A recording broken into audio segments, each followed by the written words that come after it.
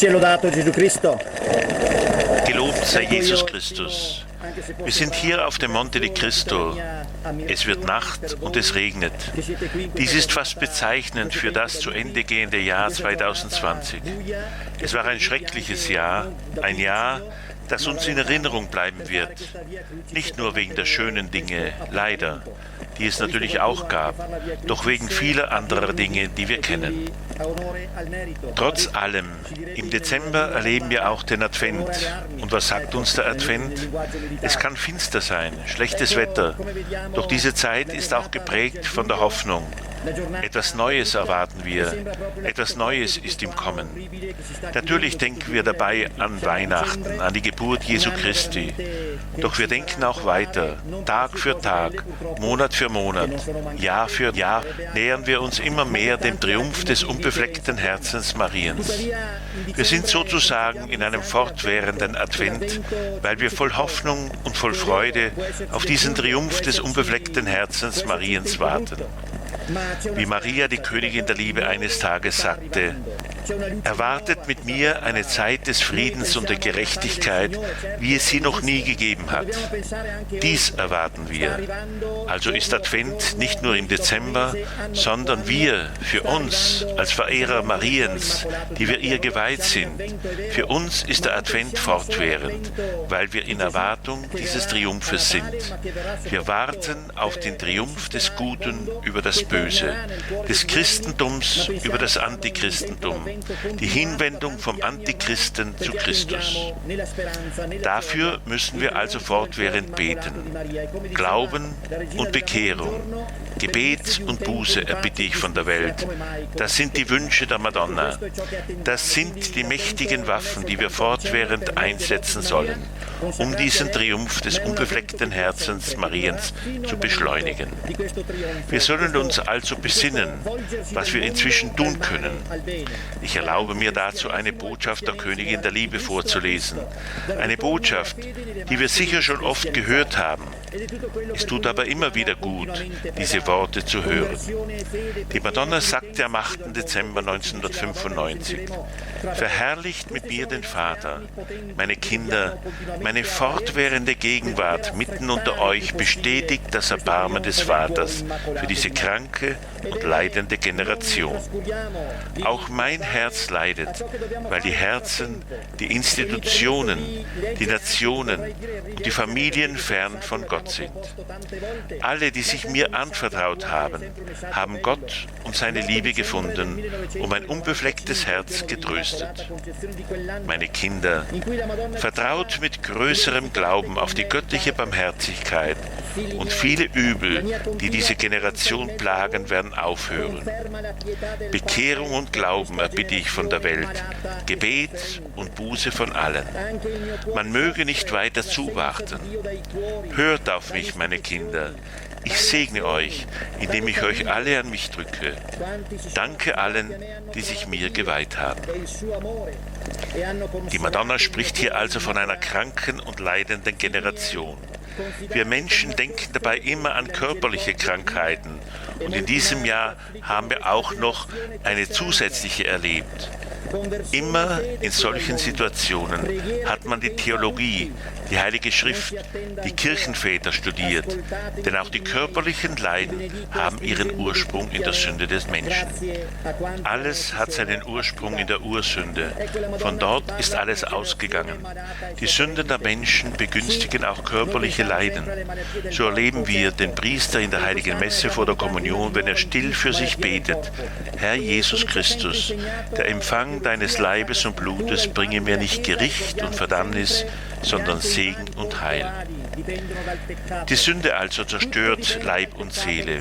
Das heißt natürlich nicht, dass alle, die krank sind, es wegen der eigenen Sünden sind. Aufgepasst! Wir sind eingefügt in eine Welt, in eine Familie, und wir sind oft angesteckt worden und leiden durch die Sünden der Welt und durch die Ursünde. Hier ist klar, dass die Madonna von einer spirituellen Krankheit und von psychischem Leid spricht. Diese Generation ist krank und leidet. Maria sagt es im zweiten Satz der Botschaft, weil die Menschen, die Institutionen, die Nationen und die Familien weit von Gott entfernt sind. Dies ist der Grund, dass diese Generation krank und leidend ist. Und solange Gott nicht zurückkehrt in die Herzen der Menschen, in die Familien und Institutionen, wird diese Generation nicht geheilt werden können. Auf diese Weise wird das Jahr 2021 noch schlimmer sein als das Jahr 2020, wenn wir uns nicht ändern. Maria, die Königin der Liebe, hat diese Aufrufe über 30 Jahre lang immer wiederholt. Wie viele haben jedoch auf sie gehört? Wie viele wollten diesen Weg, den sie uns aufgezeigt hat, beharrlich weitergehen? Den Weg des Gebetes, der Buße, der Bekehrung, den Weg der Weihe an ihr unbeflecktes Herz? Wie viele, die die Weihe abgelegt haben, versuchen, diese Weihe zu leben und sie nicht nur zu sehen als etwas, das ihnen vielleicht die eine oder andere Gnade einbrachte? Natürlich auch dies. Doch sich der Madonna weihen bedeutet, dass ab jetzt mein Leben nicht mehr mir gehört. Die Madonna soll nicht für mich arbeiten, sondern ich für sie, für den Triumph ihres unbefleckten Herzens. Worin besteht also das wahre Problem? Diese Botschaft zeigt uns die Ursachen alles Bösen auf, die Abwesenheit Gottes in den Herzen der Menschen, in den Institutionen. Was erleben wir in den Schulen? Man lehrt die Kinder alles, nur nichts von Gott. Auch in den Nationen, auch in denen, die sich christlich nennen. Welche Bedeutung hat Gott heute? Beinahe alle Nationen werden von Personen regiert, die getrennt, geschieden, wiederverheiratet sind, die in vielen Fällen abgetrieben haben. Menschen also, die nicht imstande sind, ihre eigene Familie zu führen, regieren unsere Länder. In besonderer Weise ist Gott abwesend in den Familien. Einmal wurde der Glaube in den Familien weitergegeben, von den Großeltern auf die Eltern und weiter auf die Kinder. Heute nehmen die Familien diese Aufgabe nicht mehr wahr. Natürlich ist das eine generelle Aussage. Auch die Familie ist heute ein Ort geworden, wo man alles lernt und hört, aber nichts über Gott und den Glauben. So möchte ich heute angesichts dieses Tages Folgendes unterstreichen. Vor einigen Tagen hat man mit Jubel den Gedenktag für 50 Jahre Ehescheidung begangen. Vor 50 Jahren also ist in Italien die Ehescheidung eingeführt worden. Welch ein Fest, welche Freude! Sogar die katholische Welt mag heute nicht sprechen über die Abschaffung der Ehescheidung. So etwas darf eben nicht mehr diskutiert werden. Ich möchte hier von einer Person berichten. Natürlich liegt es mir fern, über jemanden zu urteilen. Nur der Herr weiß, wer mehr oder weniger heilig ist. Ich habe in einem Artikel gelesen, dass ein gewisser Amintore Fanfani schon 1974, damals als Ministerpräsident von Italien, etwas sehr Interessantes gesagt hat. Ihr habt die Ehescheidung gewollt. Gut, denkt daran, nach der Ehescheidung wird die Abtreibung kommen. Nach der Abtreibung wird die Homo-Ehe folgen. Es ist nicht auszuschließen, dass eure Ehefrau zur Angestellten zieht und so weiter. Fanfani ist damit leider zu einem Propheten geworden, denn in wenigen Jahren und Jahrzehnten hat sich das alles verwirklicht. Was gibt es hier bei der Ehescheidung schon groß zu feiern? Man spricht zwar, dass man mehr Freiheit, mehr Zivilisation erreicht hat. Seit wir die Ehescheidung haben, ist alles fließender. Denn wie oft hört man, ja, wenn es dann eben nicht klappt, dann trennen wir uns eben. Lassen wir uns scheiden. Vielleicht war man früher diesbezüglich ein wenig achtsamer. Man hat damals vielleicht besser darauf geschaut, wen man geheiratet hat. Diese Probleme macht man sich heute nicht, denn durch die Ehescheidung kann das ja geregelt werden. Man trennt sich einfach. Und seit 2017 ist die Scheidung bei uns ja noch leichter gemacht, ohne großen Aufwand. Seit es die Ehescheidung gibt, sind alle Beziehungen fließender geworden. Die ganze Welt ist individualistischer geworden. Auch die Zahl der Eheschließungen haben abgenommen. Ebenso die Geburtenrate. Wir wissen, dass Italien die wenigsten Geburten aufzuweisen hat, demzufolge auch total überaltert ist. Wir sehen also, was uns die Ehescheidung gebracht hat. Die Folge davon ist, dass wir in Europa 21 Millionen Jugendliche haben, die aus getrennten Beziehungen stammen. Und das ist nicht wenig. 2 Millionen davon stammen aus gescheiterten Ehen. Diesen Jugendlichen kann man dann nicht kommen und von Ehe und ewiger Liebe erzählen. Sie werden uns das nicht glauben, weil sie mit eigenen Augen gesehen haben, wie die heiligste Liebe zerbrach, die sie selber erlebt haben, die Liebe der eigenen Eltern. Und dies oft auch noch auf gewalttätige Weise. Ich möchte damit niemanden anklagen, denn auch die Kirche erlaubt eine zeitliche Trennung, wenn es keine andere Möglichkeit gibt. Aber immer im Hinblick einer Versöhnung und Wiedervereinigung. Wenn eine Zusammenführung unmöglich bleibt, müssen die beiden Ehegatten für immer in Treue zum anderen leben, auch wenn man nicht mehr unter einem gemeinsamen Dach lebt. Woher kommt dieser Plan? Warum hält die Kirche an diesem Plan fest? Weil die Kirche immer auf das Kreuz Christi schaut. Christus ist am Kreuz gestorben, weil er betrogen worden ist, verleugnet, von allen verlassen und so weiter. Aber die Treue Christi hat nicht aufgehört. Er ist sogar auch für jene gestorben, die ihn betrogen haben, ihn verleugnet und verlassen haben, die ihm den Rücken zugekehrt haben. Er ist sogar für jene gestorben, die ihn ans Kreuz geschlagen haben. Wenn also die Christen Christus nachfolgen wollen, müssen sie in besonderer Weise diese Dimension der Liebe lernen, eben treu zu bleiben bis zum Tod. Dies verspricht man unter anderem vor dem Altar, treu zu sein bis zum Ende, auch wenn man betrogen wird, verleugnet oder verlassen. Das ist sicher nicht leicht, wir wissen es, doch die Kraft der Sakramente hilft uns. Zum Beispiel die Eucharistie hilft dir, dem Herrn treu zu sein und auch dem Ehepartner. Auch das Sakrament der Beichte und das Wort Gottes sowie die Kraft der Gnade Gottes, diese helfen uns, alles Böse zu besiegen, jede Schwierigkeit zu überwinden. Das angenommene Leid, und wir wissen, dass oft sehr großes Leid damit verbunden ist, wenn wir es dem Herrn anbieten, kann eine Situation total verändern. Es kann sehr oft zu einer Bekehrung führen und aus einem Saulus einen Paulus machen, auch mit jemandem, der dich verlassen hat. Die Kirche hat immer den Weg des Kreuzes gewählt, nie den breiten Weg. Die Welt heute wählt aber den breiten Weg, den Weg, der jedoch ins Verderben führt. Man lebt, lässt sich scheiden, man sucht sich eine andere, man lebt ja nur einmal. Das ist es, was die Welt dich lehrt. Es genügt, auf die scheinbar wichtigen und bekannten Menschen zu schauen. Sie haben teilweise 4, 5, 6, 7 verschiedene Partnerschaften hinter sich. Immer wieder mal eine neue. So steigt natürlich die Bekanntheit. Und wir sind geneigt zu sagen, das gibt uns die Welt ja vor. Das sind die Vorbilder, denen wir nacheifern.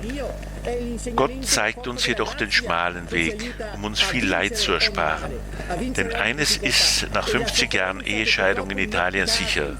Sie hat viel Leid und Depression bewirkt, sehr viel Mühsal und Armut.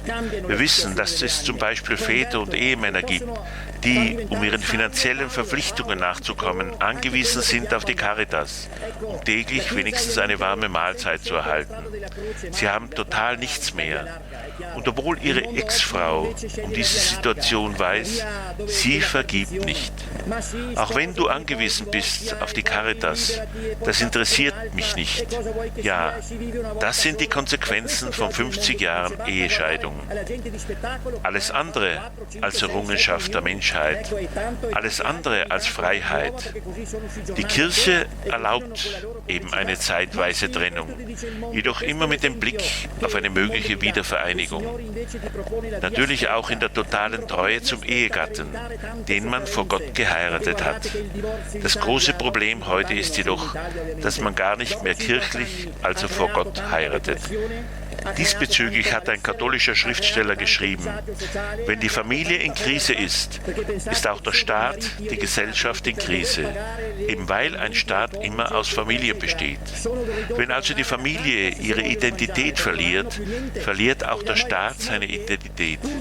Und wir merken, dass unsere Staaten nur scheinbar funktionieren. Aber wie lange werden sie noch weiter bestehen können? Denken wir daran, nach dem Covid, wenn er überhaupt vorbeigeht, wird sicher eine Wirtschaftskrise folgen. Eine große Wirtschaftskrise, die ja schon da ist, die schon spürbar ist. Diese Pandemie hinterlässt Spuren und ich kann mir vorstellen, dass der eine oder andere dies zu seinem Vorteil ausnutzt. Ich möchte darauf aber nicht eingehen. Eines ist jedoch sicher, dass es diesen Virus gibt, dass er keine Erfindung ist. Nach diesem Covid werden wir weitere Probleme haben. Das Jahr 2021 wird sicher besser sein als das Jahr 2020, aber nur, wenn wir imstande sind, zu Gott zurückzukehren. Die Abkehr von Gott in den Herzen der Menschen, in den Familien, in den Institutionen und Nationen. Wir müssen wieder zurückkehren zu Jesus Christus. Die Madonna möge uns dabei helfen und uns unterstützen.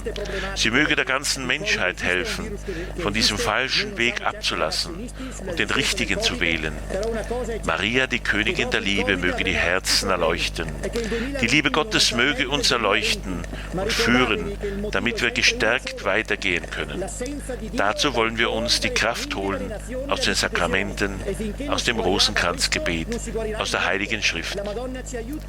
Gebet und Buße sind also notwendig, Bekehrung und Glaube, wie es die Gottesmutter so oft gesagt hat. Vertraut noch mehr auf die Barmherzigkeit Gottes, als wollte sie sagen, umsonst versucht ihr die Probleme selbst zu lösen.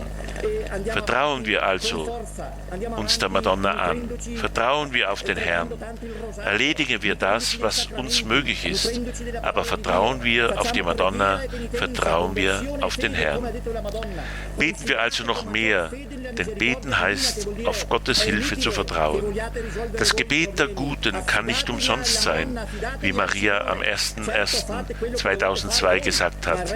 Das Gebet der Guten kann nicht enttäuscht werden.